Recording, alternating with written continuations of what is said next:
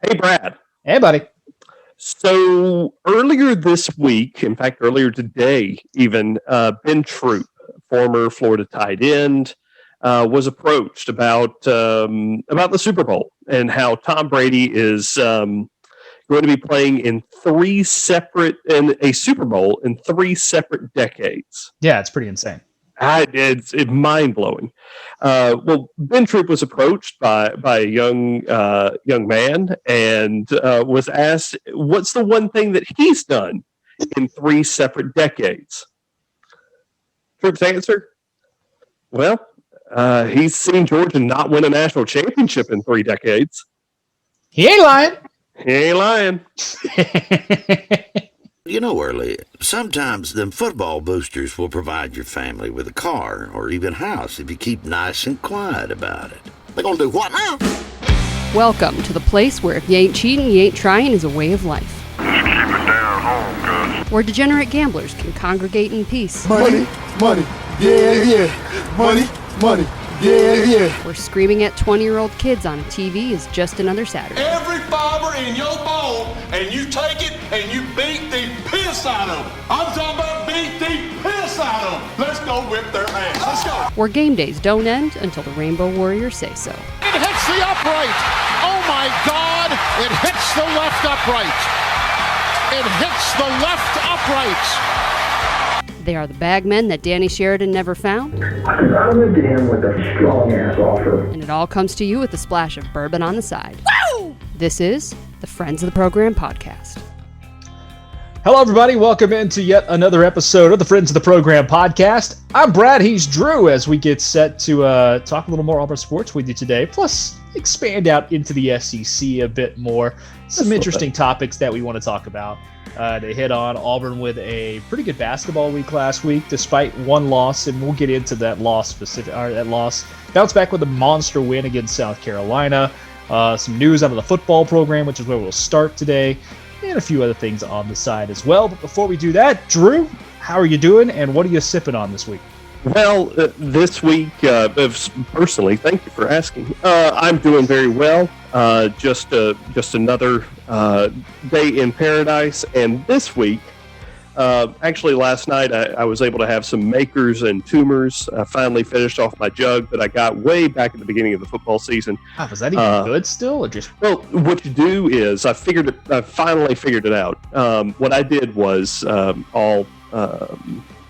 all pretenses aside, was driving through Auburn.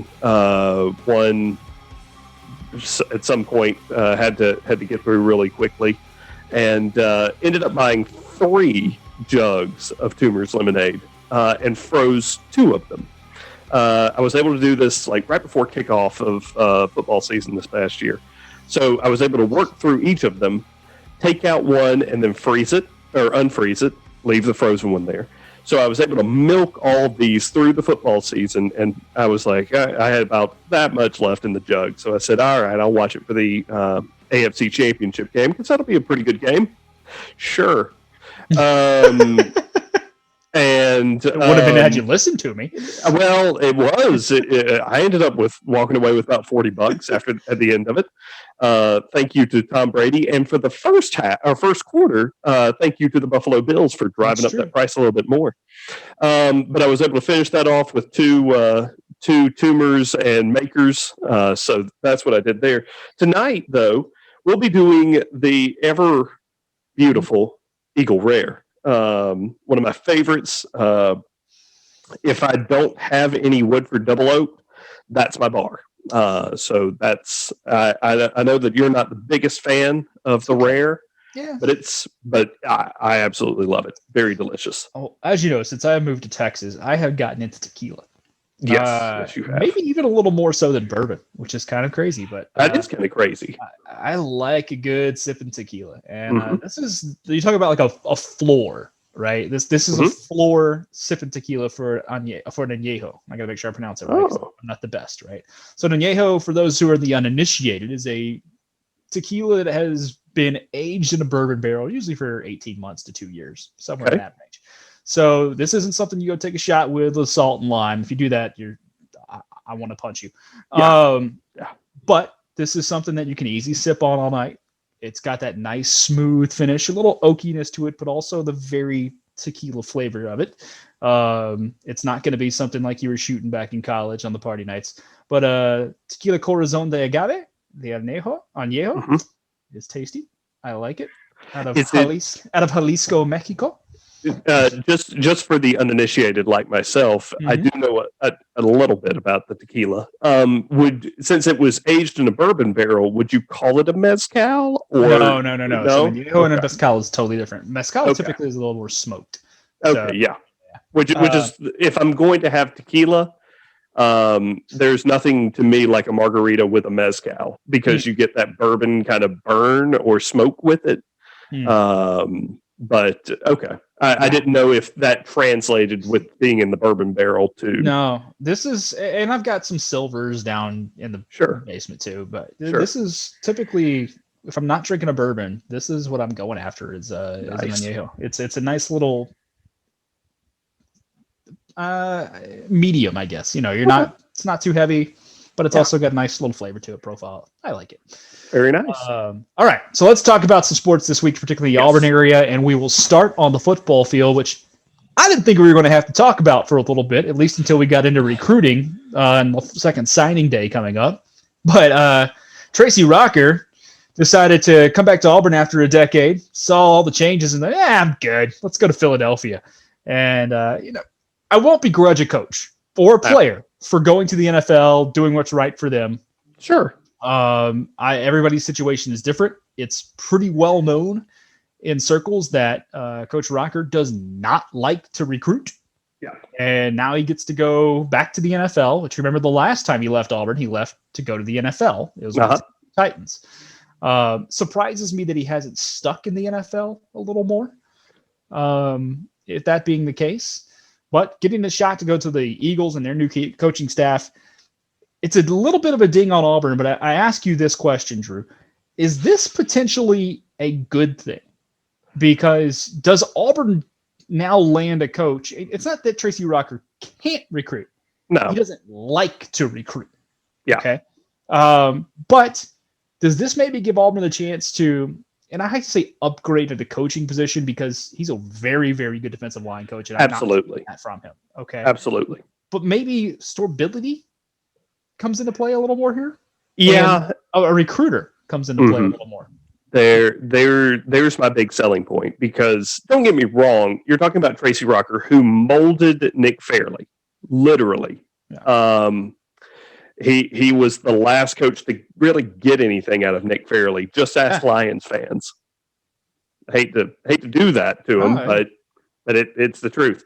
So as far as an on the field coach, you really can't get much better than Tracy Rocker.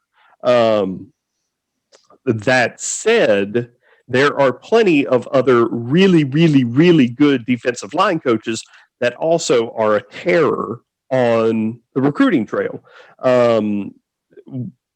I think not, and I've been practicing this all day, trying to figure out the right way to say this. I feel like this is not meant to say that Bryan Harsin was told to hire anybody, because I don't think he was told to hire anybody. Just look at the T. Will situation and how that kind of went down. I think that he literally interviewed everybody, and Tracy Rocker was sort of the bone throw on the defensive side of the ball to the Auburn establishment, if you will. Everybody knows Tracy's name. Everybody knows Tracy's acumen as far as a coach. And he's a former Auburn player. Bring home your former players. It's been a staple for years and years and years with the Auburn coaching staffs. It's why a lot of people wanted Del McGee to be the offensive coordinator at Auburn and just have Harsin call plays, which I don't think Coach Harsin really wants to do per se. He wants to be involved. He's already said Mike Bobo is going to call plays. And that's why you saw it happen this way. But there are plenty of fantastic D-line coaches that are also monster recruiters. Look at Tosh Lupoy. If you can try to steal him from the Browns, and a myriad of other coaches on the defensive line that Auburn now can go after. I think on the blush, this could be a win-win. Apparently, when reached for call, or when Rocker and Harsin talked about the situation, Harsin said, "Good luck to you, bud," and hung up the phone directly right after that. I did not know that one. No, it apparently was a, "Hey, can we work something out?" Nope. Have fun in Philly. So You either want to be here or you don't. I kind of appreciate that. I've got to stand up for it. And especially with, not to say Tracy's propensity, because I like you we were both in Auburn when the Tracy Rocker news broke that he was going to the Tennessee Titans. It was overshadowed that day by some doofus that poisoned some trees. But because that was the same day, I didn't realize that. I remember that because I was on the air at the time when we found that out. But no, I think that this is a win-win for both parties because Tracy, like you said before, Tracy is not the most. He won't tear it up on the recruiting trail. He will, but he doesn't like to. Yeah. So I think that this gives him a chance to coach, just worry about football, which is what he wants to do. So that's awesome. That's fantastic.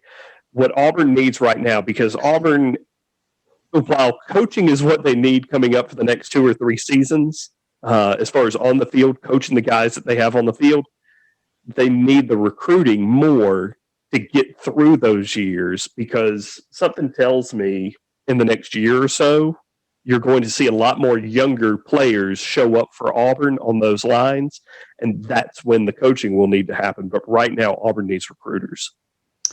Yeah, it's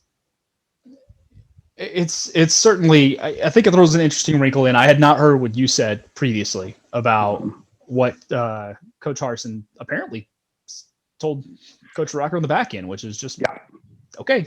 Good luck. Yeah. We'll see down the road.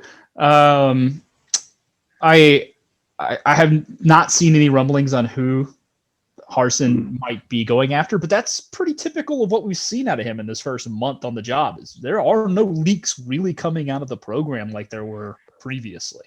A lot of that kind of good old boy system where we got information on the back end, it's drying up pretty quickly. And I like that, to be a little honest with you, a little more in the dark, but at the same time, it's the same kind of thing you hear out of Tuscaloosa. And I hate to say that, but if you're going to model yourself after a program, modeling yourself after the one that wins championships isn't the worst thing in the world.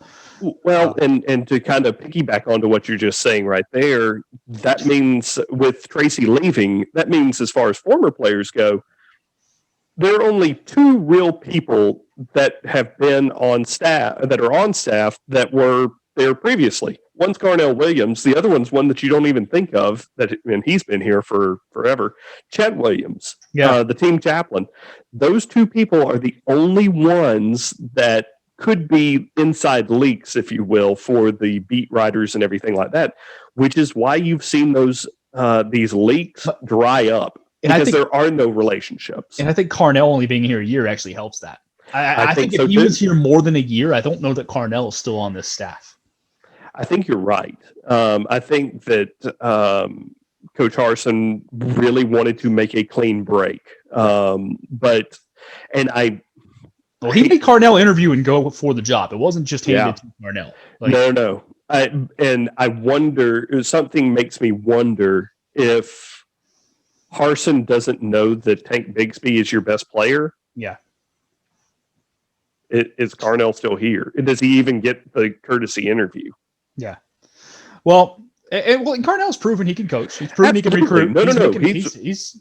I think he earned this job. Yeah. But I also thought T-Will did enough to earn that job. But I think his longevity with the previous staff hurt him in this situation. Which is where I was going to pivot to next, because the other hire that came out of last week, everybody's clamoring for T-Will. Let's keep T-Will. Let's go ahead and keep T-Will. And then all of a sudden, Burt Watts. Made nowhere on the radar. Nobody's thinking about is your new outside linebacker coach at Auburn. But here's why I think he got hired for the first time in I don't even remember how long, Auburn has a special teams coordinator. Like somebody truly focused on the special teams. Yeah. No, it's always been the tight ends coach and special teams coordinator. Yeah. Well, and he's an offensive. He's coaching outside linebackers and special teams. Yeah. But still, it's been a while. I think Gus was the last one that actually paid attention to special teams because he said when he stopped calling plays, that's where he was focusing attention was special teams. Yeah. Yeah. And that was 2 or 3 years ago. Return game got worse. Yeah. The moment he started messing with it, we started allowing kickoff returns for touchdowns and but Coach Watts brings an interesting dynamic. It's more West Coast recruiting. Mm-hmm. A lot more West Coast recruiting. Even though he's a Jersey native, he's been out in California for the most part. A little bit of time in Europe also. Mm-hmm. Where he was coaching some European football. Also worked in the NFL a little bit. Yep. But gotta like that. Yeah, I mean, he was with my Broncos when they were actually good back in the early 2010s. When did that happen again? Yeah, it's been a while. It's coming from a Falcons guy. It's been a hot minute. I know they've got some history together. And he was the defensive coordinator at Fresno State, which I think the staff now has 3 different defensive coordinators or former defensive coordinators on staff. That is correct. Yeah, that's an interesting dynamic because typically if you look at like what Saban's done in Alabama, he's bringing those guys in, but he brings them in as analysts. They're not coming in as on the field assistant coaches. Mm-hmm. Now you're seeing that with some of their announcements today in this past week. I don't know if you saw the announcement come out of Tuscaloosa today, but holy crap. Yep. They got Doug Marrone as the offensive line coach. A guy who was the head coach for the Jaguars is now your O-line coach. So does that make 3 former NFL coaches on that staff, including Saban? Uh-huh. With Bill O'Brien calling plays. It's ridiculous. It's just ridiculous. I'm just going to start calling it the Nick Saban School of Coaching Rehab. Yeah, might as well. But I don't know, your impressions on the Burt hire. I don't know what to think of, to be honest with you, other than I like the fact that he's called plays and that he's coached against Harsin before. So there is obviously a relationship there. Yeah. But I don't know what else to make of the hire. Well, since he's a West Coast guy, I'm sure that Derek Mason knows of him. Maybe not to the point of being friendly during the week. The past couple of years while he's been at Vanderbilt, but I like that there are a couple of former defensive coordinators, including Derek Mason. If Auburn can hold on to him, if the Texans don't name Leslie Frazier as their head coach, which if you're an Auburn fan, start pulling against that. Pull for them to wait until the Chiefs are done to name a head coach. But no, I'm fine with it at this point. Seeing how Harsin, Mason, and Bobo have constructed their staff, when you look at the names, it feels kind of ragtag and sort of, discombobulated just because it's names you're not familiar with, which I personally think it's a great thing. Because Auburn needs to think outside the box here. You've done, you've been able to have a little bit of success here and there in spurts with Gus, if you really want to call it that. I think they're doing the right things by letting Harsin have the control and let him do it. They've finally taken a look at what's happening at Alabama. Hire a coach and trust that you made the right hire. Don't tell the hire what to do. So I'm fine with it. I'm interested to see what the product is on the field. However, that's tempered by not looking for results right in the next year or two. This team has been decimated by transfers, has been decimated by leaving early for the NFL, and been decimated by not a normal recruiting class the past 2 seasons, really. Yeah. When you take a look at it, so this is a program on the offensive line. Absolutely. No, you're going to start seeing. You're going to start seeing, things that you saw last year with Gus over the next 2 seasons, just because you're trying to play catch up with your offensive line and defensive line to a point, depending on who you get to come in and help out with that defensive line coach. So Auburn fans should temper their. You're not looking for a Terry Bowden situation. You're not looking for in 2 years, Auburn's going to be in the SEC championship. In 2 years, Auburn's not going to win the national championship. And at least in my opinion, unless Bryan Harsin is just some magic, literally a magician, and Auburn somehow pulls another thing out of the hat, which would be very Auburn. But no, I am looking at year 3 and year 4 before I even make an assessment on Bryan Harsin as a coach, or the staff as a coaching staff. Yeah, I think you have to wait that long for sure before we can even. I have said already, just make a bowl game at this point next year. Yeah. I don't even care what the game is, because I don't think it's going to be pretty next year. Las Vegas. Let's go Vegas Bowl. Yes. Yeah, Vegas Bowl. 6-6 Vegas Bowl. That is the dream. That is my dream. We're gonna go 6-6, 7-5. Let's go to Vegas, baby. I will be there. I usually don't care about lower level bowls, and I usually don't even think about attending them. But if we're going to Vegas, I'm in. I might not go to the game. Oh no! Why would I go to the game? Why? To see the stadium? That's it.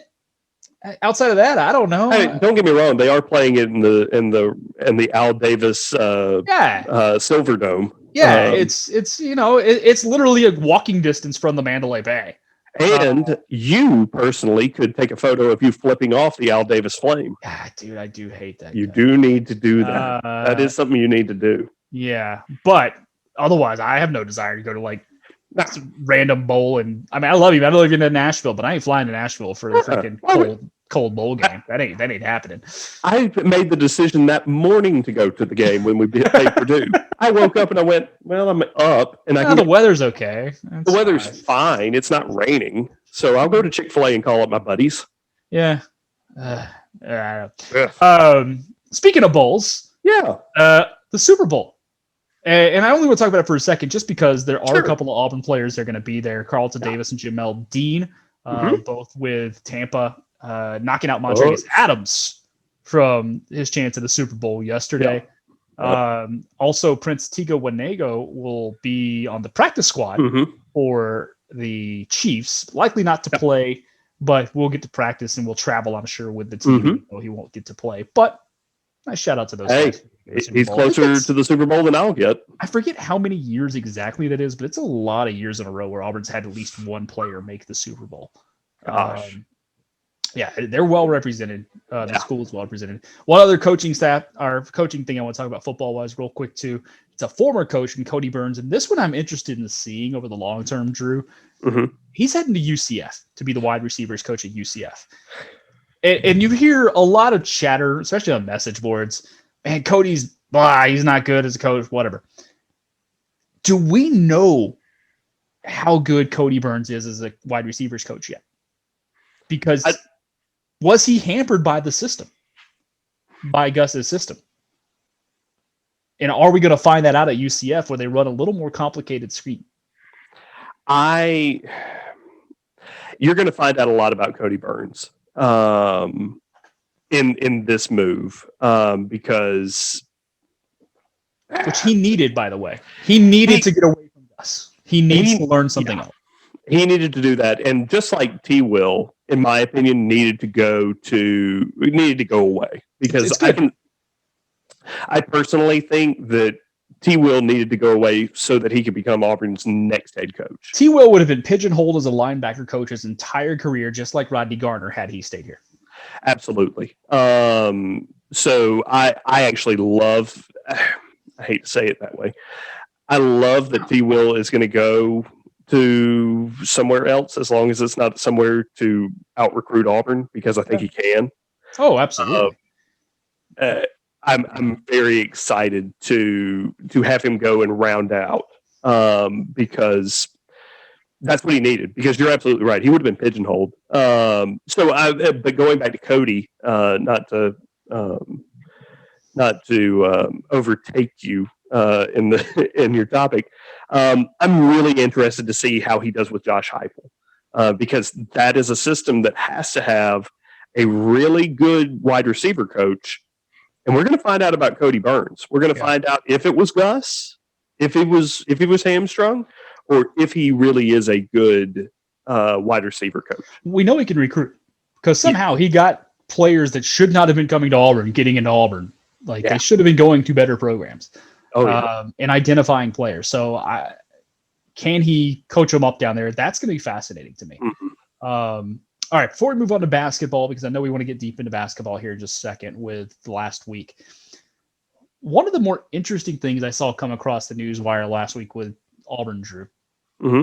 in a year of a pandemic with only students and faculty getting tickets to football, mm-hmm. really no concession revenue whatsoever, no NCAA tournament revenue, anything like that. Auburn turned an $18 million profit and still had $95 million in revenue in 2020. Mm-hmm. What am I missing? I don't know because I don't know. I can understand not profit going up because of operational expenses coming down. Sure. I can understand that. But the key to me isn't so much that profit went up. It's that revenue really didn't change. Yeah. No, the only thing that I can think of is because I rolled that around in my head too. I was like, did they sell that much at the AU team shop? Is that? I mean, don't get me wrong. They did all they could to get ads and stuff like that on the football field for the cameras and everything like that. But as far as in-stadium signage, that went down. You had a digital product for your programs each week. You're not making, now, okay, to be fair, we may not be factoring this in correctly. They may not, the football season may not be totally included here because the fiscal year, I didn't catch this. The fiscal year ended September 30th. So this is numbers, finishing September. October 1 to September 30th in the next year. So you have October 1. So you would have had Auburn the Georgia and the Bama games at home last year. Yeah. But you missed the September home games this year. Yep, that wouldn't have counted the September home games, which we had 2 or 3 on the schedule. Well, we had 2. Plus, we're missing the revenue from the Chick-fil-A game that we played at, which was about $4 million. But you're missing the SEC basketball tournament. You're missing money from the NCAA tournament. NCAA tournament, anything that the baseball team would have made in the College World Series. But the baseball team make money? Doesn't it traditionally lose money? Traditionally, I'm not sure. Depending on how far you go in the NCAA tournament, you can actually break even or make a little bit of a profit. Best case scenario is now a lot of your Olympic sports are in the spring. So correct. All those sports didn't have to worry about travel. The only real sports that you would have had to worry about in that calendar would have been Auburn volleyball and Auburn soccer and golf. Which this may be how Auburn was able to afford firing Gus Malzahn in a year of a pandemic, and numbers that we just didn't have access to until just now. And because, again, it's one of those numbers that I always kind of look at and go, no, that's not what they did. I can't stand listening to Sirius XM and all those weirdos. They've just finally turned me off. Auburn didn't spend 21 point whatever $1 million on Gus. They spent 10. Yeah. And then they spent about 8 or so on the other coaching staff. So 18 total. But anybody that says Auburn spent $30 million getting rid of Gus Malzahn and staff, no, they didn't. Which 18 is right what the profit margin was this year. It's interesting math. It just when it hit me and it raised some eyebrows because I get now that you're seeing, especially when I looked at the month just now, which I should have earlier pre-show prep, but You lost the last month of the basketball season. I don't know. You actually caught all the basketball season for home games. All of basketball season. All of basketball season. You caught the 2 big football games at home. But you lose the early football season this year, but it's really the Olympic sports. I think they come into play. Now, I don't think Olympic sports aren't costing us $17 million. No. But you add in track, cross countries in the fall, but you add in track, softball, baseball. That adds up quick. Especially baseball, because even though you're talking about what, 50, 60, 70, 80, $100 per season ticket, you're also talking about not paying for concessions. You're not paying for publications. Season tickets have got to be more than $100 now. I want to say they're only $110 for a regular seat or for a student seat. Let me just click buttons real quick. That would be like $4 a game, and that's pretty cheap. And last time I went to a game at Flazen Park, it cost me $15 every time to walk through the stadium. Let's see here. That doesn't make sense to me. If you told me it was like $300, I would be like, yeah, that makes sense. $250, $300 would make sense. Price is TBD, but single game tickets are $10. Okay, but they play 30 some odd home games, so yeah. So you're talking about $300 probably. Yeah, I'm sure they give a little bit of a discount for season tickets, but you're looking at $250 to $300. Yeah, that's true. Okay. Anyway, sidebar. Just had to talk about that for a second. Yeah. Because again, to me, it's more the revenue side of things because the revenue just didn't really change that much. No, not at all. And Auburn outgained Alabama in total revenue, by the way. Yeah, which is eye popping. Yeah, it's a little weird. Anyway. All right, Drew, let's pivot to the basketball team now as Auburn went 1-1 last week on the hardwood in men's basketball.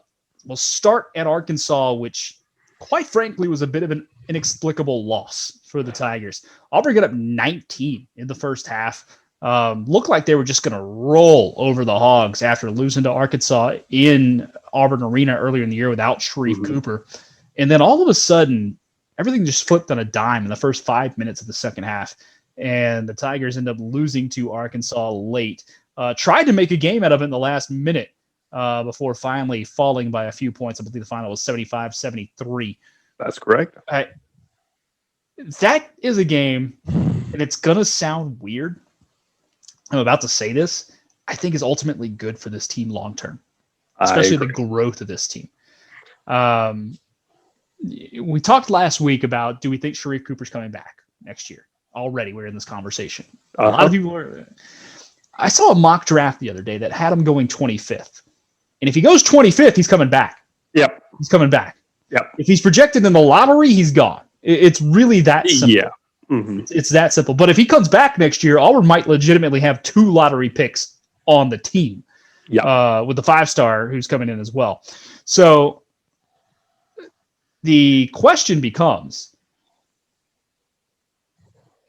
does this bode well for Auburn moving forward with that loss? Because they come back with a with a blowout win against a bad South Carolina team. And I stress how bad South Carolina is. They haven't played much. They've been having COVID issues. I get it. But that's a bad basketball team. And Jimmy Dykes, because I tried to listen to the broadcast because it's hard to time up Andy and Sonny, although Sonny is a national treasure and you should listen to Sonny as much as possible. But I was listening to the ESPN broadcast where basically the second half was just a human interest story from ESPN on Beth Mowens, who does great things off the mic, if you will, and Jimmy Dykes dressing up like Conor McGregor. But Jimmy Dykes, you heard him talk about the struggles that South Carolina has had. I had no idea because I'm not a shooty hoops guy. I watch Auburn, but as far as like to let you know about my acumen for basketball, when people are like, "Oh, he's a true one," I have no idea what that means. I don't. Oh, he's a 1 or a 2. That's good, I guess. I think that's okay. I know that there are 5, but I'll draw it out for you on a board. Thank you very much. But to hear Jimmy talk about, what South Carolina's gone through, I had no idea. But then to hear Jimmy Dykes talk about Sharif Cooper, he really helped me out in talking myself into this is a real thing that could happen because of the shooting, the perimeter shooting that Sharif doesn't struggle with, but the hitting it routinely, which is what the pros want, and hitting that shot consistently from the perimeter or just inside the perimeter. So his shooting is the biggest thing that has to be. Yeah.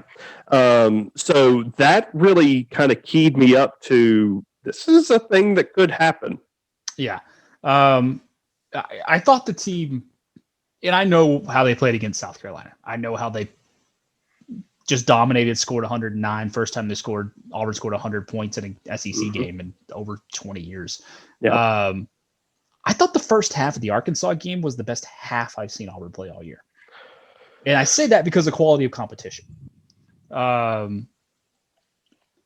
Arkansas's leaps and bounds better than South Carolina. Oh, yeah. And when we went to the half, I was already thinking about, dang, this team's about to win 4 in a row heading into a big week of games this coming week. All right, sweet. Yeah. And then they just imploded in the second half, and Arkansas amped up some pressure on Sharif Cooper. Mm-hmm. Some lazy mistakes by Auburn in the second half of that game. Very youthful mistakes. Yeah. But also, in the last minute, they had a chance to come back, and had the ball with the chance. He had the ball with a chance. Yeah. So, no, that's a game for me that you still mad that the foul wasn't called underneath the basket. Sure. Absolutely. Because Sharif got mugged. He did. And that should have definitely been called. Don't get me wrong. Which karma, because of the football season with Arkansas. Yeah, that's fine. Which is why. Which you kind of get actually, it. That's fine. That's fine. Don't get me wrong. You could have had the football game. You really could have. Would have been fine. I would have been fine with it. But that's fine because again. And again, they talked about it on Saturday's broadcast that Bruce is having a tough time keeping the guys motivated to keep playing with no SEC tournament seeding, NCAA tournament seeding to dangle out there in front of them.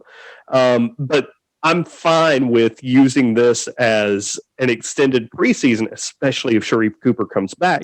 I'm fine with using these next 10, 12, 14 games however many there are left now, as preseason for 21-22. If this whole team comes back next year, especially with what's coming in, because while we've been talking about Sharif Cooper, and really and truly, if you go back and listen to our other Auburn centric broadcast last week, we haven't mentioned Alex Flanagan, we haven't mentioned Thor, we haven't mentioned any of these guys that are JT monsters. Thor has been improving every single game. Not even game. Every minute that he's on the floor, you can just see it improving.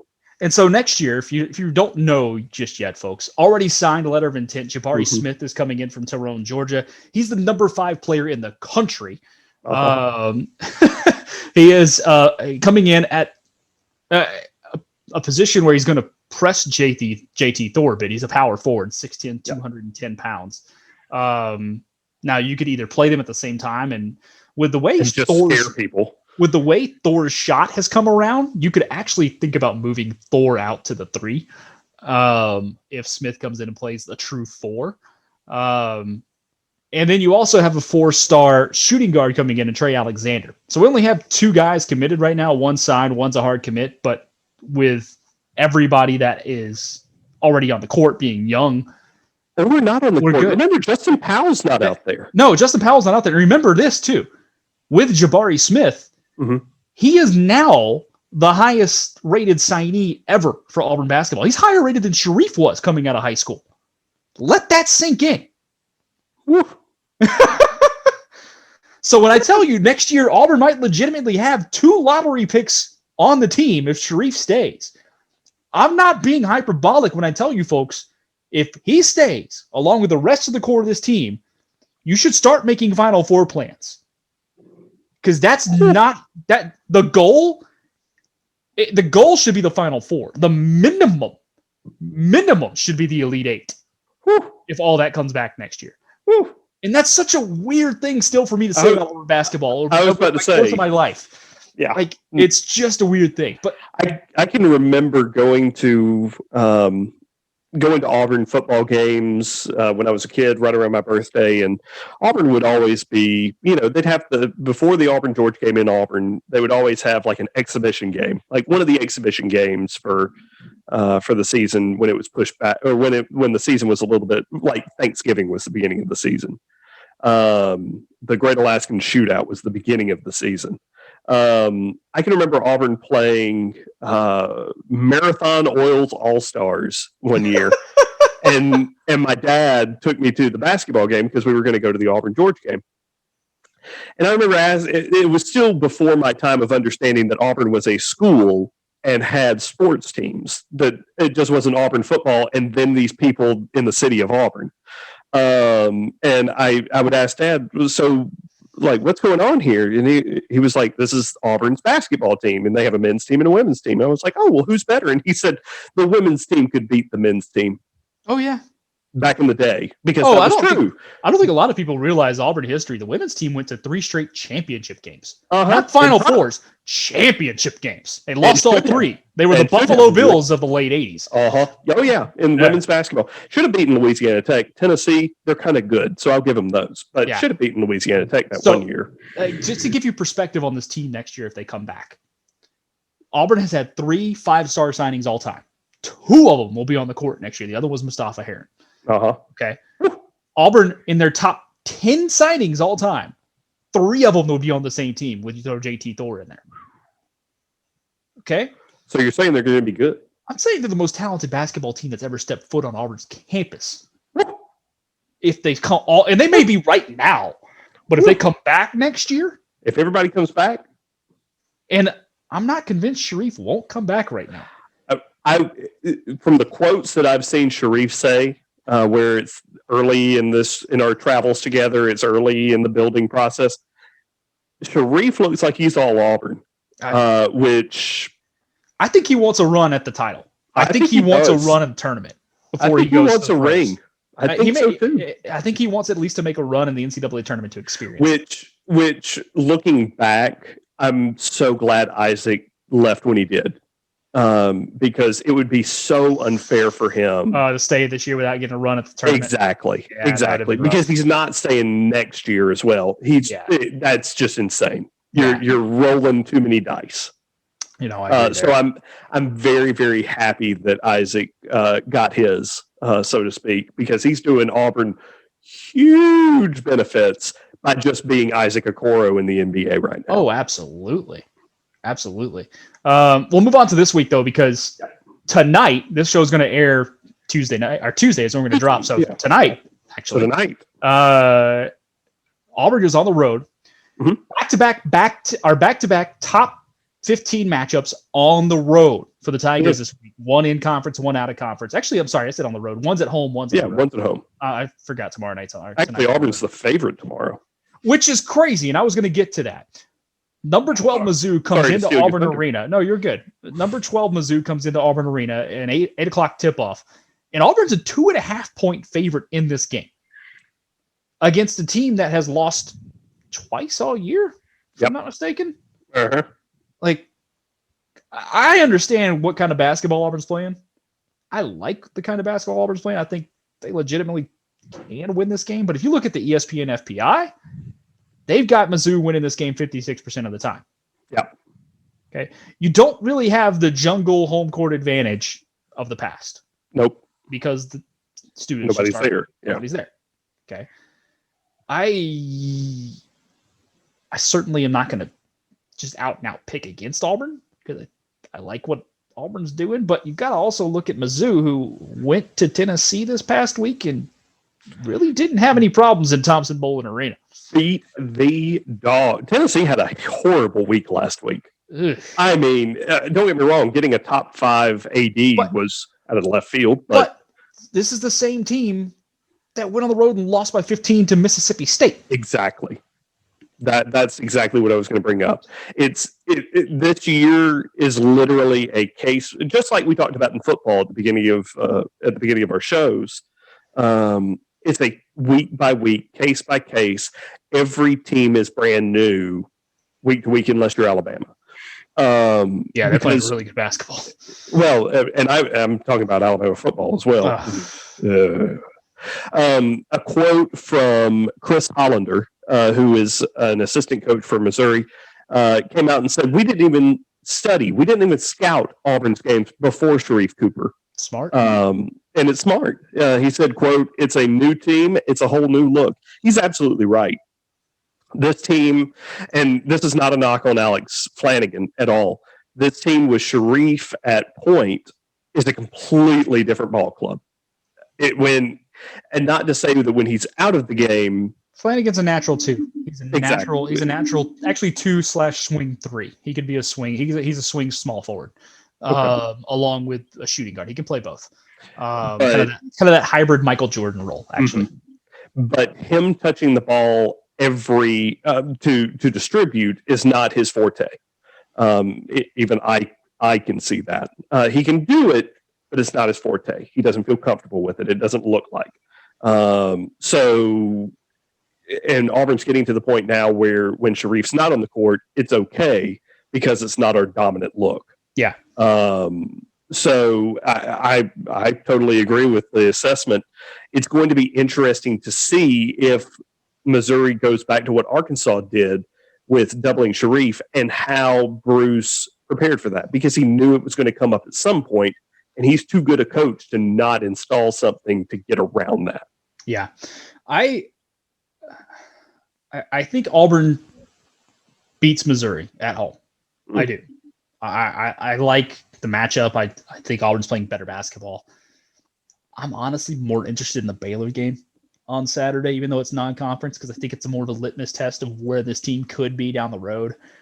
There's also the Auburn intrigue in this Baylor game. Don't forget who's playing on the Baylor team. Davion Mitchell, former Auburn Tiger. I saw him play in person last year here in Austin. Because they play obviously Texas every year, home and away. And the beauty of Texas basketball is they have a 15,000 seat arena that they only draw about 7,000 for, so you can get tickets for $5 all the time. It's great. Bingo. I think I've paid full price twice in my life, and that was once to see North Carolina and once to see Michigan State. Oh no, 3 times. I also paid full price to see Kansas one night. But I've also seen like UConn for $6 and West Virginia for $5. I watched them beat Alabama one night down there for $6 or $7. It was a good time. Which, by the way, speaking of your horns, not my horns. I just live here. They're your horns. Yeah, they're yours. No, I don't want that. Don't you put that evil on me, Ricky Bobby. Don't you want to see with that? They get Kentucky in the Big 12 SEC Challenge. Where is that game? Lexington. I was going to say, is that here? Because I might have something to do Saturday. Yeah, no, that game will be on the mothership, 7 p.m. from Rupp. Yeah, but they're also playing. So Horns are actually pretty good this year. Just they were ranked 5th in the country. Yeah. Now they're playing without Shaka Smart this week. He's got COVID. Oh, he got the crud. He got the COVID. So we'll see how they do on the road. I think they'll probably beat Kentucky because Kentucky's just bad. They're just bad. But anyway, this Auburn Baylor game is fascinating to me this coming week. This will be a fun one. I think Auburn matches up kind of well with Baylor. We've already seen how Auburn played against Gonzaga, but we saw that without a full strength team. And that's the number 1 team in the country. So I really want to see how we match up against the number 2 team in the country with mostly full strength. Now we're still not full strength, but mostly full strength here. How do we play? And I wonder if Powell can't come back just yet, because that's a bad concussion if he still hasn't been able to pass protocol, and gets me worried about future things. And if anybody wants to send me to that basketball game for some representation, you can always email friends of the program at gmail.com, friendsoftheprogram@gmail.com, or hit us up on Twitter at FOT Podcast. And I'll give you my Venmo, and you can hook me up. PayPal, Venmo. Yeah, if we want to do a community thing to send me to the game, that'd be great. Tickets right now, I can't even get in for less than $250. I would. It's an hour and 20 minutes for me, people. I can go. Auburn's never this close. No, but here's the real question: which tickets are going to be more expensive? Auburn football when they're in Waco, or Auburn basketball? Oh, basketball right now for sure, for sure. 2025 in Waco, it'll be pricey and here's why. Normally, a game in Waco for football, you can get in for $50-$60 max. Unless they're playing like Texas, because it's close, so a lot of Texas fans go up. And then you're talking 100, 120. Okay. I expect Auburn fans to travel. Yeah. It's going to be the same as what happened with Kansas State, that 50,000-seat stadium, because that stadium in Waco only holds about 50,000. It's small. And I expect Auburn fans to do exactly what they did with K-State, which is they brought about 15,000, and K-State didn't know what to do as far as their. I remember vividly hearing stories, because that's like one of the rare non-conference road games that I didn't go to, was that K-State. And usually if it's a big non-conference road game, I'm in, because I want to see new campuses and new places. Sure. It was a Thursday night, which is why I couldn't do it. Yeah, I couldn't do it. It's Thursday night. But one of the things I heard was, oh my God, can you see how many Auburn people are seeing on Thursday night? Because in the Big 12, and just to let you guys in, they don't travel that much for road games here. It's just not a thing. You go to a random Texas game downtown, there might be 4,000 or 5,000 Tech fans at the game. It just wows me. It's just not a thing for people to travel. So I think the price will be driven up a little bit. It's not going to be crazy compared to this basketball game. And trust me, I'm dying to go. But I just dropped a crap ton on the Round Rock Classic. So yeah, that's true. Yeah, we've got baseball schedules out. Yeah, which we can talk about that real quick before we go. And I know you want to talk Tennessee real fast too. Yeah, we can hold that off. Anyway, Tennessee's a holy crap dumpster fire right now. Yeah, in case you didn't know, Tennessee is in a bad way. Although they did get a good athletic director, a nice AD, but good night, that job.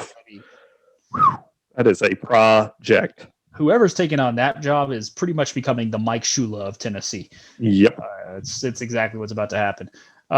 Baseball schedule is out. We'll get deep into baseball pretty soon. Still waiting a couple of weeks till they get going. I actually want to try to get somebody on here next week who could talk a little Auburn recruiting with us for football, because we are getting up to second signing day. I think we can figure that out. But for Auburn baseball, real fast, start out with the non-conference series. As always, not too much at home.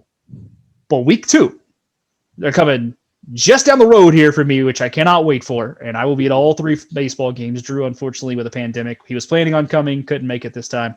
I was really looking forward to doing a live show with you, just where we just set up a camera. But yeah, that was going to be a blast. Yeah. But Auburn's going to play a heck of a preseason tournament, folks. Yeah. Obviously, 1 game a day against each one of these teams randomly. I forget the exact order, but it's Baylor.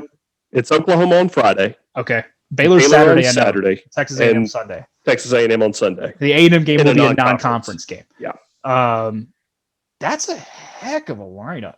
That's strong.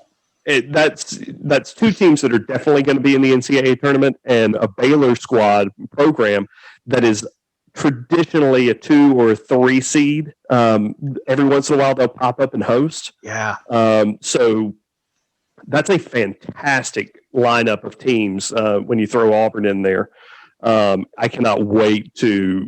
I've already got the information to watch all the games. So I do too. It's called Section 117, about 15 rows behind the plate. I know. Yeah.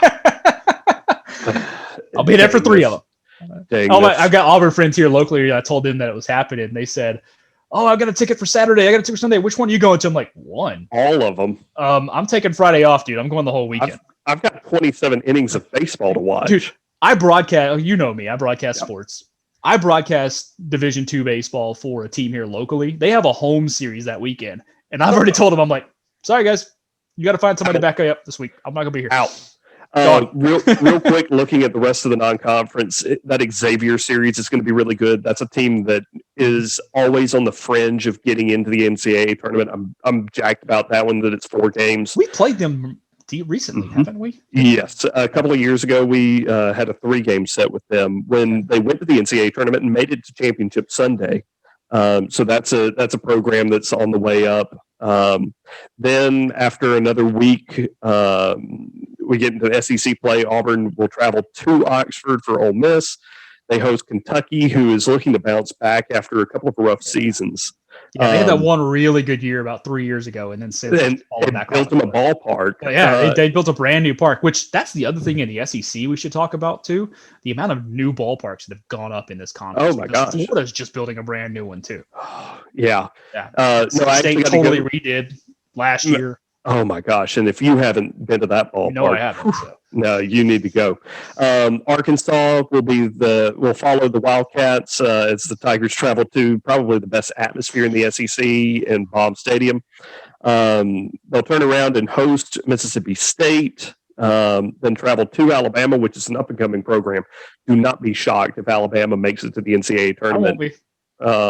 I know you won't be.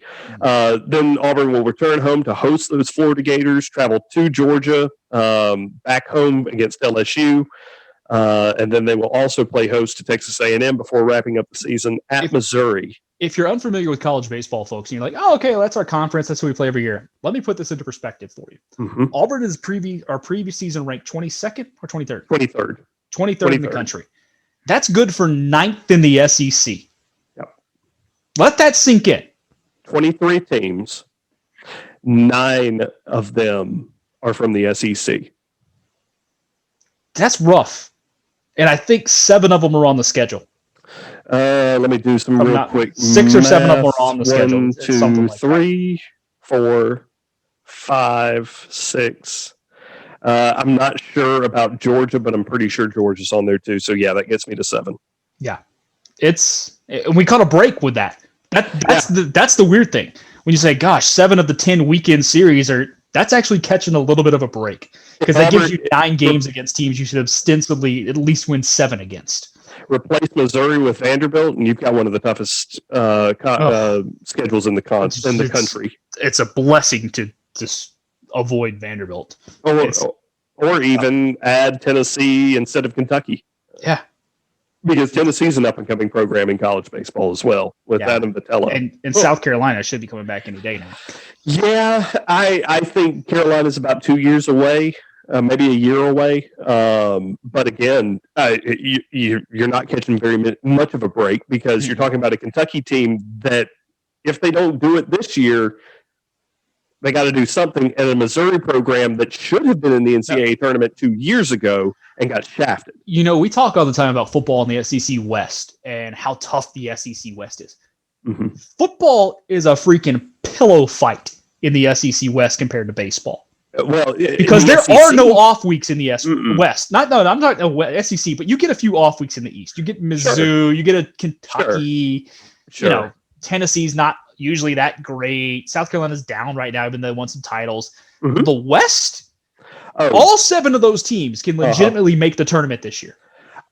In fact, it should be the standard for SEC West teams this year. Let me just do a quick look over. I can't think of one that shouldn't make the tournament this year, just off of... I'll do this. There's only one out of the Western Division teams that shouldn't host this year.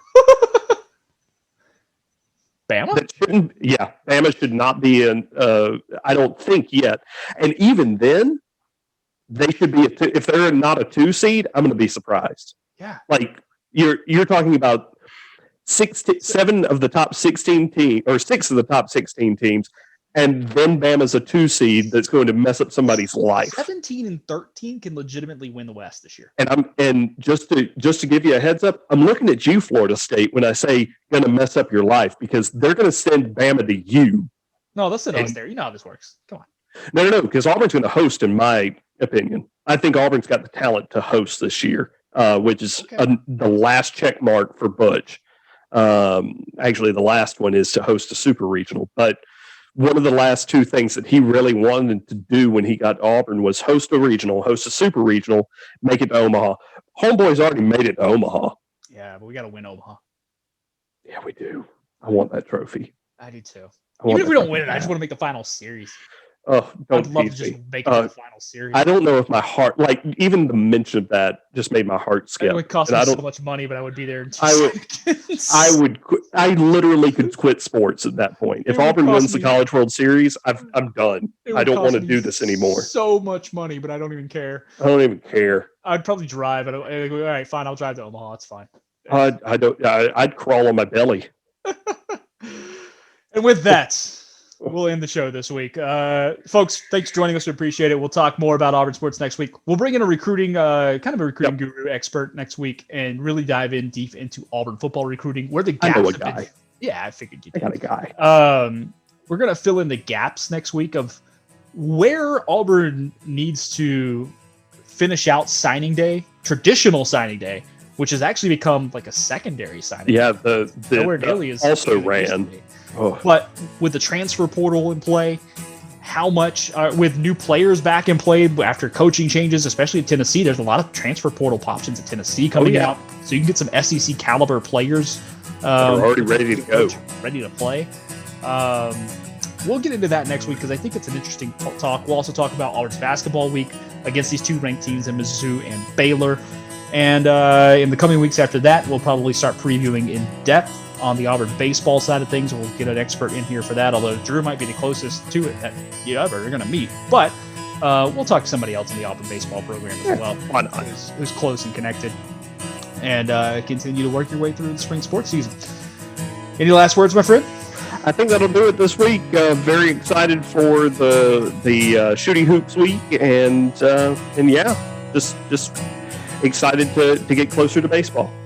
All right, my friend. Well, for Drew, I'm Brad. We hope you guys take care. We'll talk to you soon. War Eagle, everybody. War Eagle.